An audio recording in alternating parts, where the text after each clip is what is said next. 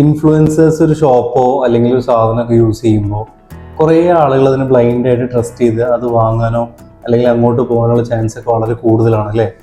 അത് എന്തുകൊണ്ടാണ് സംഭവിക്കുന്നതെന്ന് വെച്ചാൽ അതിന് നമ്മൾ പറയുന്ന പേര് അതോറിറ്റി ബയാസ് ആണ്. ഒരു നടൻ ഒരു കോഴ്സിനെ പറ്റി പറഞ്ഞു, ഒരു മമ്മൂട്ടിയോ മോഹൻലാലൊക്കെ ഈ കോഴ്സ് എടുത്താൽ ലൈഫ് സെറ്റ് ആവുമെന്ന് പറഞ്ഞു, അതല്ലെങ്കിൽ ഈ പ്രൊഡക്റ്റ് യൂസ് ചെയ്താൽ നിങ്ങളുടെ സ്കിന്നിന് ഗ്ലോ കിട്ടും എന്നൊക്കെ പറഞ്ഞു. അപ്പം നമ്മൾ കൂടുതലൊന്നും ആലോചിക്കാണ്ട് അതിലേക്ക് പോകാനുള്ള ടെൻഡൻസി കൂടുതലാണ്. ഇതിനാണ് ആക്ച്വലി അതോറിറ്റി ബയാസ് എന്ന് പറയുന്നത്. ഈ അതോറിറ്റി ബയാസിൽ സംഭവിക്കുന്ന കാര്യം എന്താണെന്ന് വെച്ചാൽ നമ്മൾ ഇഷ്ടപ്പെടുന്ന ഒരു സെലിബ്രിറ്റിയോ അല്ലെങ്കിൽ ഇൻഫ്ലുവൻസറൊക്കെ ആ സാധനം നല്ലതാണെന്ന് പറയുമ്പോഴോ ഇത് നല്ലതാണെന്ന് പറയുമ്പോഴോ അവിടെ അത് നല്ലതാണോ, ആക്ച്വലി നല്ലതാണോ തെറ്റാണോ അല്ലെങ്കിൽ ചീത്താണോ നമ്മൾ ജഡ്ജ് ചെയ്യുന്നതിന് പകരം അവരത് പറയുന്നതുകൊണ്ട് നമ്മൾ അങ്ങോട്ട് ബ്ലൈൻഡ് ആയിട്ട് വിശ്വസിക്കാനുള്ള ടെൻഡൻസിയാണ് കൂടുന്നത്. അപ്പോൾ ആക്ച്വലി നമ്മൾ റോങ് ആയിട്ടുള്ള ഡിസിഷനിൽ എൻഡ് അപ്പ് ചെയ്യാനുള്ള ചാൻസ് വളരെ കൂടുതലാണ്. അപ്പോൾ നിങ്ങൾ എന്ത് ഡിസിഷൻ എടുക്കുമ്പോഴും നിങ്ങളുടെ ഒരു ഇൻഡിവിജ്വൽ റിസർച്ച് അതിൽ കൊണ്ടുവരാൻ വേണ്ടി ശ്രദ്ധിക്കുക.